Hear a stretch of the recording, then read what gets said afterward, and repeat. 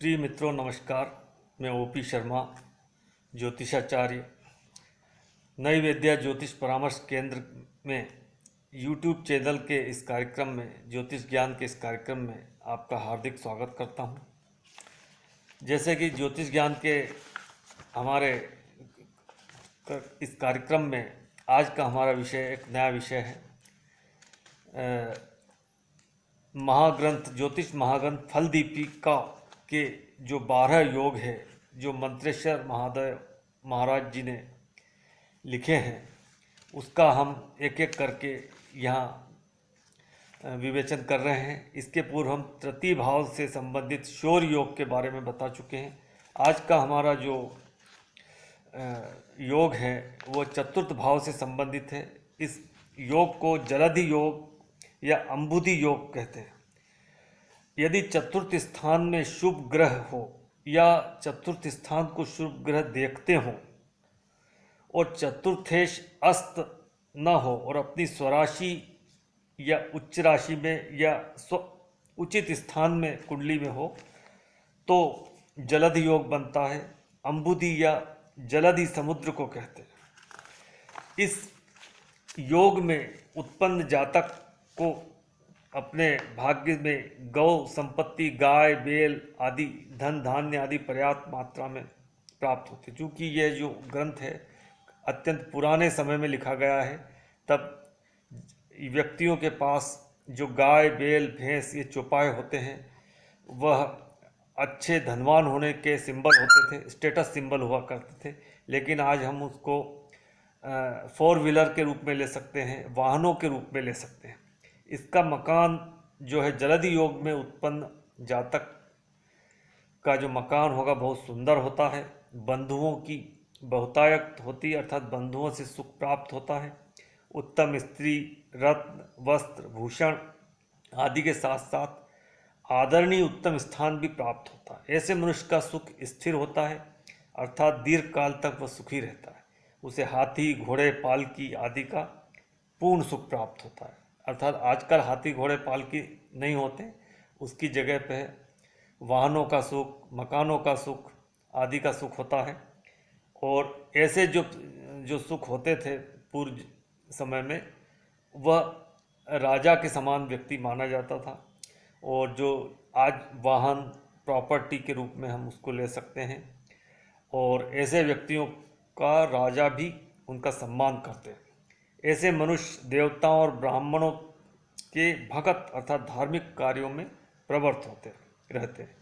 और देवताओं और ब्राह्मणों के भक्त होने के साथ साथ ये लोग कुएं खुदवाना, प्याऊ लगवाना आदि अच्छे कार्य भी करते रहते हैं, जन हित के कार्य करते हैं। संक्षेप में चतुर्थ सुख स्थान है, उससे बंधु सुख, मकान, सवारी, जल कार्य आदि जितनी बातों का विचार किया जा सकता है, उन सब का सुख जातक को प्राप्त होता है। जलधि योग, जैसे पुनः एक बार बतलाता हूँ, चतुर्थ भाव में यदि शुभ ग्रह हो या चतुर्थ भाव को शुभ ग्रह देखते हो और चतुर्थ भाव का जो स्वामी है वह स्वराशि का हो या उच्च राशि का हो या कुंडली में उत्तम स्थान पर वह विराजित हो तो जलधि योग बनता है। तो जलधि योग किस तरह से विभिन्न लग्नों की कुंडलियों में निर्मित होगा, इसके बारे में हम बताते हैं। यदि कुंडली मेष लग्न की है तो चतुर्थेश जो होगा वो चंद्रमा होगा। और चंद्रमा यदि चतुर्थ भाव में हो या द्वितीय भाव में हो तो ये योग, और शुभ ग्रह उसको देखता हो चतुर्थ भाव को, तो ये योग निर्मित हो जाता है। अब वृष लग्न में जो सूर्य होता है वो चतुर्थेश होता है। सूर्य यदि चतुर्थ भाव में हो और शुभ ग्रह उसको देखते हो तो यह योग जलधि योग या अंबुधि योग का निर्माण होता है। मिथुन लग्न में बुध चतुर्थेश होता है, और चतुर्थ भाव में हो या ये लगन में हो तो दोनों में ये स्वराशि का और उच्च राशि का हो जाएगा, और शुभ ग्रह उसे चतुर्थ भाव को देखते हो। कर्क लग्न में जो शुक्र होता है वो चतुर्थेश होता है, और चतुर्थेश जब चतुर्थ भाव में हो या 9th हाउस में हो या 11th हाउस में हो। चतुर्थ भाव में वह तुला राशि में होंगे, 9th हाउस में वह उच्च राशि में होंगे, और 11वें भाव में वह वृषभ राशि अपनी स्वराशि में हो और होता है एवं चतुर्थ भाव को जब शुभ ग्रह देखते हों तो यह योग बनता है, जलद योग या अम्बुद योग। सिंह लग्न में चतुर्थ भाव में जो राशि होती है वो वृश्चिक राशि होती है और उसका स्वामी मंगल होता है। मंगल यदि चतुर्थ भाव में हो या नवे भाव में हो या वह लगन में हो तो ये सब शुभ स्थान है मंगल के लिए, और चतुर्थ भाव को शुभ ग्रह देखते हो तो जलद योग बनता है। अब कन्या लगन में बुध चतुर्थेश होता है तो वह या तो लगन में हो या दशम भाव में हो और चतुर्थ भाव को शुभ ग्रह देखते हो तो यह जलद योग बनता है।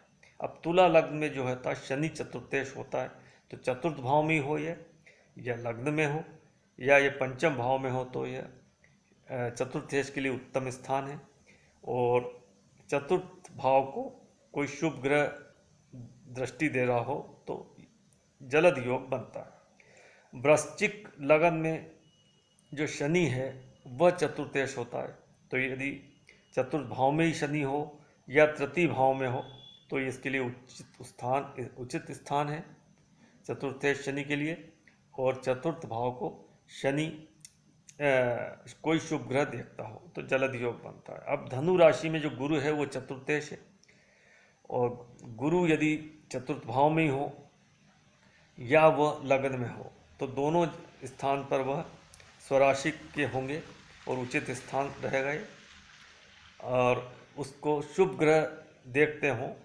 तो जलद योग या अम्बुदी योग बनता है। अब हम मकर लग्न की बात करते हैं। मकर लग्न में जो चतुर्थेश है वो मंगल होते हैं, और मंगल यदि चतुर्थ भाव में हो या लगन में हो तो ये स्वराशि का एवं उच्च राशि में हो जाएंगे, और यदि शुभ ग्रह उसको देखते हों तो जलद योग या अम्बुद योग का निर्माण हो जाता है।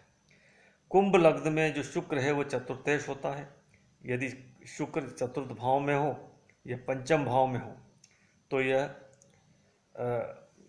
अम्बुदी योग या जलद योग का निर्माण होता है।